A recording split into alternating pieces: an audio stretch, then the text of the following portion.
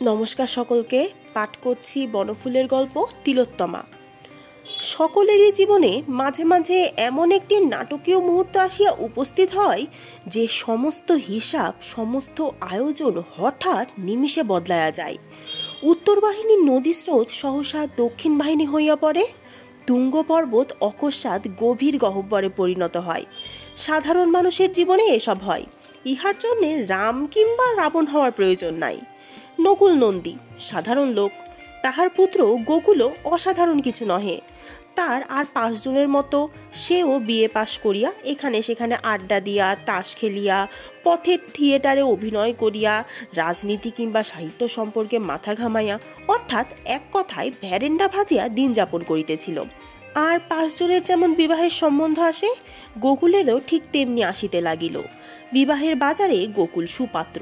শহরের ওপর একখানি দ্বিতল বাড়ি, পিতার তেজার্তি ব্যবসায়, মাতুলালয়ের বিষয় সম্পত্তি যাহা আছে, তাহাতে কোনো কালে গোকুলের উদরায়নের জন্য চাকুরির উপর নির্ভর করতে হবে না। ভগবান তাহাকে যাহা দিয়েছেন তাহাতে সচ্ছন্দে সে সারা জীবন শখের থিয়েটারে রিজিয়ার ভূমিকায় অবতীর্ণ হইয়া নাট্যশিল্পের উৎকর্ষ বিধান করিতে পারে। বিবাহের সম্বন্ধ আসিতে লাগিল। পিতা নকুলনন্দী অভিজ্ঞ লোক। কুষ্ঠি, বংশ, পাত্রীর রূপ, পণের পরিমাণ সমস্ত দিক বিচার করিয়া নন্দী মহাশয় যে পাত্রীটিকে মনোনীত করিলেন তাহার নাম তিলু, ভালো নাম তিলোত্তমা। নন্দী মহাশয় সেকেলে লোক, সুতরাং পুত্রকে না পাঠাইয়া নিজেই দেখিলেন কন্যা দেখতে এবং পছন্দও করিয়া আসিলেন। নাম শুনিয়া গোকুলও মুগ্ধ হইয়া গেল। মনে মনে সে যে ছবিটি আঁকিতে লাগিল, কাব্যের তিলোত্তমা তাহার কাছে কিছুই নয়। শুভদৃষ্টির সময় কিন্তু সে ঘাবড়াইয়া গেল। তিলোত্তমায় বটে, তিলের মতো কুচকুচে কালো এবং গোল, ছোট ছোট চোখে ভীরু শঙ্কিত দৃষ্টি। উলুধ্বনি, শঙ্খধ্বনি, কোলাহলধ্বনি, পরিবেশন ধ্বনি, নানা রূপ ধ্বনির মধ্যে ইহারই পানি পীড়ন করিতে হইল তাহাকে। উপায়ও নাই, কিন্তু ঘাবড়াইয়া গেল। পিতা নকুল নন্দীও ঘাবড়াইয়া গেলেন। তিনি বেহাইটিকে যেরকম সোজা লোক মনে করিয়াছিলেন, তিনি মোটেই সেরকম সোজা লোক নন। লোকটি হাত কচলাইয়া ক্রমাগত হে হে হে হে করিয়া চলিতেছে, অথচ একটি প্রতিশ্রুতিও রক্ষা করে নাই। নগদ 500 টাকা পণ কম দিয়াছে, বলিতেছে এখন সব জুটাইতে পারা গেল না, বাকি টাকা পরে পরিশোধ করিয়া দেব। দানপত্র যাহা দিয়েছে অন্তত খেলো। চেলির রং উঠিয়া যাইতেছে, রিস্টওয়াচ নাই। কলিকাতায় নাকি অর্ডার দেয়া হয়েছে, এখনো আসিয়া পৌঁছায় নাই। আংটিটা সোনার কিনা কে জানে, দেখিতে তো একেবারে পিতলের মতো। তিনি শেষে একটা ধরিবাজ শহীদেরই কুটুম্বিতা করিতে বসিলেন নাকি? তখন তিনি যাহা দাবি করিয়াছিলেন লোকটা তাহাতে রাজি হইয়া হাত কচলাইতে কচলাইতে ঘাড় নাড়িতেছিল। দাবি অবশ্য তিনি একটু বেশি করিয়াছিলেন, কিন্তু বেশি টাকা না পাইলে ওই কুৎসিত হাদামুখ মোটা মেয়েটিকে পুত্রবধূরূপে বরণ করিয়া লইবেনি বা কেন? সব জিনিসেরই তো একটা হিসাব থাকে নাকি? কিন্তু এ কি কাণ্ড! ওই অতি বিনয়ী লোকটার নিকট এ ব্যবহার কে প্রত্যাশা করেছিল? বাড়িতে যৎপরনাস্তি গাল খাইতে হলো। গোকুলের মা উচ্চস্বরে এই কথাটাই বারবার বিঘোষিত করিতে লাগিলেন যে নকুলের ভীমরতি ধরিয়াছে। তাহা না হইলে কেউ সজ্ঞানের নিজ পুত্রের জন্য ওই পেতনিকে বধূ করিয়া আনিতে পারে? ছি ছি ছি ছি ছি ছি। নকুল মিথ্যা কথা বলিয়া রেহাই পাইলেন। ও মেয়ে আমাকে দেখায়নি, আমি যে মেয়ে দেখেছিলাম তার টকটকে রং, এক পিঠ চুল, দিব্যি চোখ মুখ গোলগাল গড়ন। চোর চোর জোর চোর, বেটা ধরিবাজ, ছেলের আবার বিয়ে দেব আমি। সকলে ইহাতে সায় দিল, এমনকি গোকুল পর্যন্ত। তিলোত্তমার সহিত আলাপ হইল বইকি। একটা জিনিস গোকুল লক্ষ্য না করিয়া পারিল না, তিলু ভারী ভালো মানুষ। মুক্তকেশী বেগুনের মতো তাহার মুখখানিতে ভালো মানুষই যেন মাখানো। লাজুকও খুব। অনেক সাধ্য সাধনা করিয়া তাহার সহিত আলাপ করিতে হইয়াছে। আলাপ করিয়া সে অবাক হইয়া গিয়াছে। তাহার বাবাকে সকলে মিলিয়া যে এত গালাগালি দিল, তাহাতে তাহার ভ্রুক্ষেপ অবধি নাই। সকালে সূর্য উঠিলে বা বর্ষাকালে বৃষ্টি নামিলে সে বিস্মিত বা বিচলিত হয় না। এ ব্যাপারেও কিছু হইল না। বিবাহ ব্যাপারে এসব হইয়াই থাকে, ইহাতে আশ্চর্য বা দুঃখিত হওয়ার কিছুই নাই। নকুলনন্দী তাহার সম্পর্কে যে মিথ্যা ভাষণ করিয়াছিলেন, ইচ্ছা করিলে সে তাহার প্রতিবাদ করিতে পারিত, কিন্তু সে করিল না, সসংকোচে চুপ করিয়া রহিল। গোকুলকে স্বামীরূপে পাইয়া সে কৃতার্থ হইয়া গিয়াছে। অকারণ বাদ প্রতিবাদের প্রয়োজনই বাকি। সে প্রতি মুহূর্তেই অনুভব করিতেছে যে সে গোকুলের অনুপযুক্ত। অনধিকার হইয়াও সে ভাগ্য বলে সুখ স্বর্গে প্রবেশ করিয়াছে। কলহ কোলাহল ভুলিয়া এ আনন্দলোক হইতে নির্বাসিত হতে সে চায় না। গোকুল বলিল, বাবা মা বলেছেন আমার আবার বিয়ে দেবেন। তিলু চুপ করিয়া রহিল। উত্তর দিচ্ছ না যে? বেশ তো, হিন্দু ঘরে তো হমন হয়ই। তোমার কষ্ট হবে না? আমার না। একটু চুপ করিয়া পুনরায় বলিল, হলেও তোমার যদি তাহাতে সুখ হয় তাহলে সেই কষ্ট আমি সহ্য করব। গোকুলের মনে হইল ইহা অভিমানের কথা, কিছু বলিল না। বছরখানেক কাটিয়া গেল। তিলু সম্বন্ধে মোহমুক্ত হইবার পক্ষে 1 বছর যথেষ্ট সময়। না জানে লেখাপড়া, না জানে গান বাজনা, না জানে হাব ভাব, না আছে রূপ, না আছে গুণ। গুণের মধ্যে একটাই, মহিষের মতো খাটিতে পারে। কারি কারি বাসন মাজিয়া চলিতেছে, রাশি রাশি কাপড় কাচিয়া চলিয়াছে, কোনো ভ্রুক্ষেপ নাই।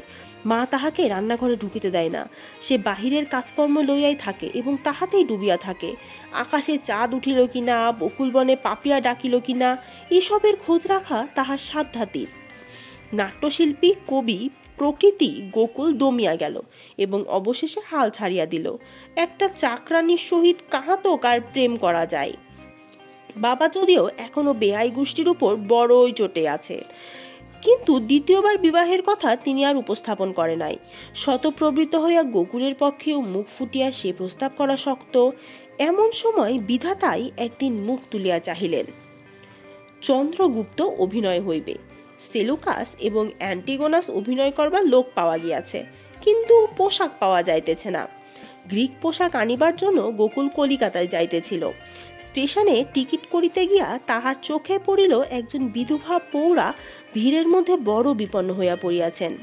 নিজের পুটুলীয় কাপড় চোপড় সামলাইয়া তিনি কিছুতেই টিকিট করিতে পারিতেছেন না। লোকে চতুর্দিক হইতে ধাক্কাধাক্কি করিয়া তাহাকে কেবল পিছাইয়াই দিতেছে। গোকুল তাহাকে সাহায্য করিল, টিকিট কিনিয়া দিল। তিনিও কলিকাতা যাইতেছেন, তাহার সহিত কোনো পুরুষ অভিভাবকও নাই, সুতরাং গোকুলকে সে ভারও লইতে হইল। গোকুলের কামরাতেই তিনি উঠিলেন। গোকুল নিজের নানারূপ অসুবিধা করিয়া, এমনকি একজন প্যাসেঞ্জারের সহিত কলহও করিয়া তাহার শয়নের ব্যবস্থা করিয়া দিল। পৌরা মুগ্ধ হইলেন। কামরা অবশ্য খালি হইয়া গেলে প্রৌঢ়া পুটুলি হইতে পান বাহির করিয়া গোকুলকে একটি দিলেন, নিজেও একটি লইলেন। তাহার পর চকচকে একটি রূপোর কৌটা হইতে খানিকটা জর্দাও বাহির করিলেন। গোকুল লইল না, অভ্যাস ছিল না। পৌরায় স্মিত মুখে নিজের মুখবিবরে খানিকটা নিক্ষেপ করিয়া বলিলেন, কপাল যখন পুড়ে গেল তখন একে একে সবই ছাড়তে হলো, এটুকু এখনো ছাড়তে পারিনি বাবা। মুচকি হাসিয়া জানলা দিয়া মুখ বাড়াইয়া পিছ ফেলিলেন। আলাপ শুরু হয়ে গেল। দীর্ঘ আলাপ হইল। দীর্ঘ আলাপের ফলে পৌরা গোকুলের বাড়ির নারী নক্ষত্র সমস্ত জানিয়া লইলেন। গোকুলও মন খুলিয়া সমস্ত বলিয়া ফেলিল এবং কিছুই গোপন করিল না, করিতে পারিলও না, এমনকি করিবার প্রয়োজন অনুভব করিল না। অর্থাৎ গোকুলও মুগ্ধ। শুনিয়া পৌরা বলিলেন, তুমি যে আবার বিয়ে করবে বলছো, পাত্রী কি ঠিক হয়েছে কোথাও? এখনো হয়নি। আবার এক খিলি পান আর একটু জর্দা মুখে দিয়া পৌরা বলিলেন, দেখো বাবা, তাহলে সব কথা খুলেই বলি। আমার এক মেয়ে আছে। ওই মেয়ে হওয়ার পরে আমার কপাল পুড়ে গেল। মনের মতো পাত্র খুঁজছি। তুমি তো আমাদের পাল্টি ঘর, তোমাকে ভারী পছন্দ হয়েছে। আমার মেয়েও কিছু নিন্দের নয়, যদি বলো তাহলে। গোকুল ইহা প্রত্যাশা করে নাই। কি বলিবে ভাবিয়া পাইল না। উষাকে আগে দেখো তুমি, যদি তোমার পছন্দ হয় তাহলে। আমতা আমতা করিয়া গোকুল বলিল, আমার স্ত্রী বর্তমান আছে, সে কথা জানবার পর আপনার মেয়ে হয়তো আপত্তি করতে পারেন। আমার উপর কথা কইবে না উষা, তেমন মেয়েই নয়। তাকে লেখাপড়া গান বাজনা সবই শিখিয়েছি। আজকালকার মেয়েদের মতো অবাধ্য হতে দেইনি তাকে। আর একটা স্ত্রী থাকলেই বা। তাছাড়া তুমি যখন আবার বিয়ে করতে যাচ্ছ তখন সেই স্ত্রীকে তো তুমি ত্যাগই করবে ঠিক করেছো নাকি বলো? হ্যাঁ, তা তো ঠিক। তাহলে সেই স্ত্রী থাকলে কি আর না থাকলে কি, কি বলো? তা তো ঠিক, তা তো ঠিক। উষা, উষা নয়, দ্বিপ্রহর। প্রখর রৌদ্রকিরণের প্রদীপ্ত স্বর্ণকান্তি তাহার সর্বাঙ্গে ঝলমল করিতেছে। চোখে মুখে চলনে বলনে হাস্যে কটাক্ষে যেন বিদ্যুৎ। সেতারে অমন গৌর সারঙ্গের আলাপ গোকুল আর কখনো শোনে নাই। হাসির পর্দায় পর্দায় অমন কিটকিরি তাহার কল্পনাতীত ছিল। গোকুল কুল হারাইল। ইহার মাসখানেকের মধ্যে প্রায় সবই ঠিক হইয়া গেল। উষাকে লইয়া উষার মা চলিয়া আসিলেন এবং গোকুলদের বাড়ির নিকট একটি বাড়ি ভাড়া লইয়া গোকুলের পিতামাতার সহিত কথাবার্তা চালু করিয়া দিলেন। উষাকে দেখিয়া গোকুলের মা শুধু মুগ্ধই নয়, আত্মহারা হইয়া পড়িলেন। গোকুলের বাবা আত্মহারা হইলেন টাকার অঙ্ক দেখিয়া। ইহার সহিত বিবাহ ঘটাইতে পারিলেন নগদ 10,000 টাকা, প্রচুর গহনাপত্র এবং ছোটখানি একটা জমিদারিও ঘরে আসবে। উষার মায়ের নামে নাকি একটি কলঙ্ক আছে, তাহার জন্যই নাকি তাহার মেয়ের বিবাহ হইতেছে না। তাহা অবশ্য হইলেও নকুল নন্দী একটুকু বিচলিত হইলেন না। শুধু যে সেটা উপেক্ষা করিলেন তাহা নয়, বাড়ির অপর কাহাকেও জানিবার পর্যন্ত দিলেন না, পাছে বিবাহটা ভেঙে যায়। যৌবনকালে অমন পদস্খলন দু একবার সকলেরই হয়, উহা লইয়া মাথা ঘামাইবার প্রয়োজন কি? ইহাই তাহার যুক্তি। উষা একটি শর্ত করিল। সে শর্তে গোকুলের মা বাবা সকলেই রাজি হইলেন। বিবাহের পর তিলোত্তমাকে জন্মের মতো বাপের বাড়ি পাঠাইয়া দিতে হবে। রাত্রি দ্বিপ্রহর। বিনিদ্র নয়নে গোকুল একা বিছানায় জাগিয়া আছে। কাল সকালেই উষার মা তাহাকে আশীর্বাদ করবেন, কিন্তু কই, তিলোত্তমা তো এখন আসিল না। এত কাণ্ড হইয়া গেল, তিলোত্তমা একটি কথাও পর্যন্ত বলেনি। তাহাকে একবার জিজ্ঞাসা করা কর্তব্য। গোকুল এপাশ ওপাশ করিতে লাগিল। সমস্ত কাজ সারিয়া তিলোত্তমা অনেক রাত্রে শুইতে আসে, আবার খুব ভোরে উঠিয়া যায়। তাহার দেখা পাওয়াই শক্ত। গত 20-25 দিনের মধ্যে একবারও তাহার সহিত নির্জনে দেখা হয় নাই। এ সম্বন্ধে কোনো আলোচনাও হয় নাই। একবার জিজ্ঞাসা করা উচিত বই কি। গোকুল প্রতীক্ষা করিতে লাগিল। হঠাৎ গোকুলের ঘুম ভাঙিয়া গেল। দেখিল তিলোত্তমা সসংকোচে উঠিয়া যাইতেছে। ভোর হইয়া গিয়াছে। শোনো শোনো। কি? আজ আশীর্বাদ মনে আছে তো? আছে। দেখো, তোমার কোনো আপত্তি নেই তো? না। বিয়ের পর তোমাকে বাপের বাড়ি পাঠিয়ে দিতে বলেছে, শুনেছো সে কথা? শুনেছি, তাই যাব। তুমি এক আধবার যদি যাও, যদি দয়া করে, তাতে আমার যথেষ্ট হবে।